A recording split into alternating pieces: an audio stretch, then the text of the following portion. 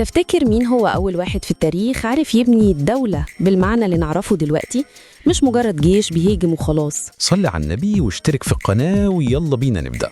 الملك مينا أو نعرمر، زي ما غالبية علماء الآثار متفقين، عمل حاجة محدش عملها قبله حوالي سنة 3200 قبل الميلاد. أكيد قصدك توحيد القطرين الجنوب والشمال، ودي معروفة. الوحدة العسكرية كانت مجرد خطوة أولى.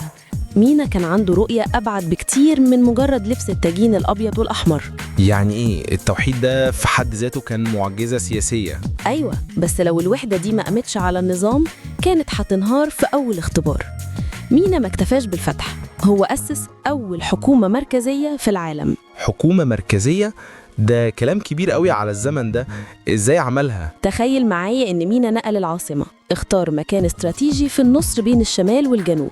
بتتكلم عن من نفر اللي عرفناها بعد كده باسم منفس. بالظبط، العاصمة دي ما كانتش بس قصر للملك، دي كانت مركز إدارة ضخم. بنى حولها الجدار الأبيض مش للحماية بس، لكن كرمز للسلطة الجديدة. طب إزاي حكم القطرين مع بعض بالمركزية دي؟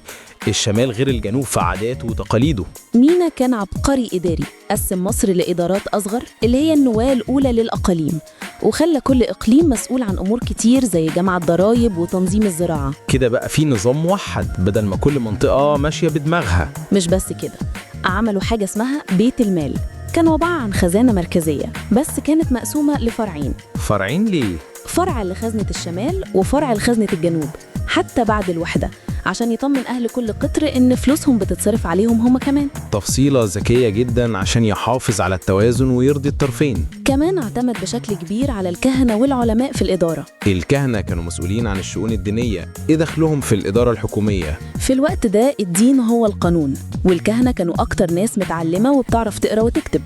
مينا استخدمهم كجهاز بيروقراطي، عينهم في مناصب مهمة لتنظيم المعابد والأوقاف وحسابات المحاصيل. يعني عمل حاجة شبه وزارات دينية وإدارية مصغرة. نقدر نقول كده. الأهم من ده كله إنه حط أسس للقوانين المكتوبة. قوانين مكتوبة؟ نصوص بتنظم التجارة بين الأقاليم وتوزيع مية النيل على الأراضي الزراعية، وقوانين للقضاء عشان الناس تاخد حقها. ودي كانت اللحظة اللي حولت مصر من مجموعة قبائل ومملكتين إلى دولة قومية حقيقية. يعني مش بس القوة العسكرية اللي وحدت مصر، إنما كمان قوة القانون والإدارة المركزية اللي ثبتتها. بالظبط، الوحدة اللي عملها فضلت صامدة الآلاف السنين، وده دليل إن تأسيسه كان عبقري وراكز. مينا كان بيحارب عشان يوحد وبيحكم عشان يبني حضارة، فرق كبير. أكيد، ملوك كتير بعد كده قلدوا النظام الإداري ده وعملوا عليه تطويرات. وكل ده بيبين إن فكرة الدولة مش فكرة حديثة، دي متأصلة في جينات الحضارة المصرية من البداية. أعظم درس إن القائد الناجح مش اللي بيكسب المعارك وبس، اللي بيعرف ينظم بلده. وهنا خلصت حكايتنا، استنونا في قصة جديدة إن شاء الله.